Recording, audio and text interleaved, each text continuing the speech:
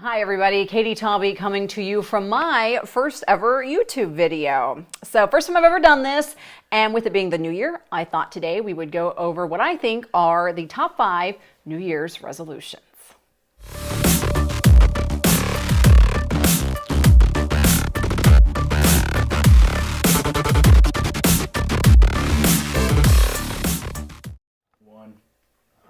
So before we get to what I think are the top 5 New Year's resolutions, I just want to let you know, since this is the first time I've done this, I want this YouTube channel to be a place where we create our own sort of community.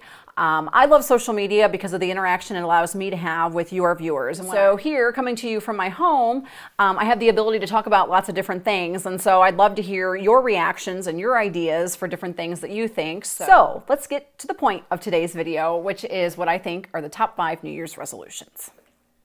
All right, resolution number 1, the category that I consider when making New Year's resolutions is health.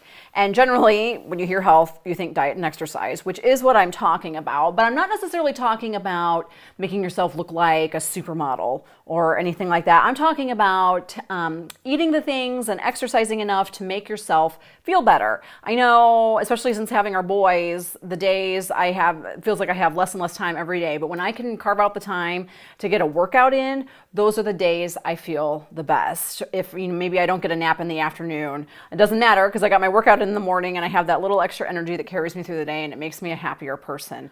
Resolution number 2 deals with finances. I know, dirty F word. But finances are important, whether you're single, married, kids, no kids. My husband's really good with the budget, and if you ask him, I am not. However, when he takes the time to set a budget and let me know what we can spend and where and what our goals are, again, when that's all written down before me, I keep it in the forefront of my mind, and it helps me maybe stay a little more under control when I'm out doing one of my favorite pastimes, shopping. And some important areas to consider when you're dealing with finance resolutions is when you make that personal budget or outline, don't just make it and then leave it and forget about it. You want to take a look at it every month, because if you're not telling your money where to go, then your money's running you, not you running it. So you want to tell your money where to go.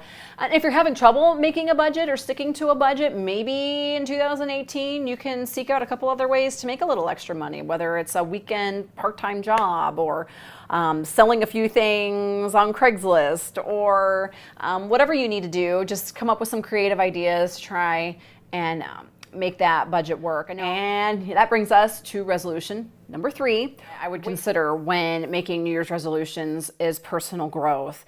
And personal growth, I mean, it can be books that you're reading to help develop you as a leader. And maybe if you're not into reading books, podcasts and audiobooks are great ways. I know one book that I really like is called The Slight Edge. Take a look. It just basically talks about the concept of every little decision that you make is either helping you or hurting you. And if you're finding yourselves drugged down by the people you're hanging out with, or the people you're hanging out with aren't helping you get where you want to be, maybe take the time to seek out someone who can do that for you, whether it's a mentor or just seeking out some maybe new positive friends, whatever it is that will help you get to where you want to be. And resolution number 4, personal care. This is a little something special just for you, where you're not meeting or feeling like you have to meet the needs of everybody else, especially as a mom, but for anybody, whether you have kids or married or not. It's important to take a little time and make sure you do something for you.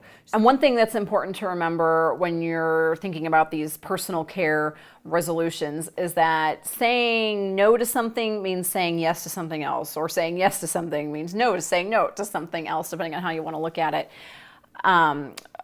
We only have so much time. Make sure you use that time wisely and carve out a little bit of it, just a little bit of it, just for you. And number 5, last but not least, is trying something new. I think when you do something new, it stretches your comfort zone. And I think that's so important. I think it's great to be comfortable in your routines and what we're doing in our day-to-day lives, but I also think it's important to stretch our boundaries and to do something new, something that makes us a little uncomfortable.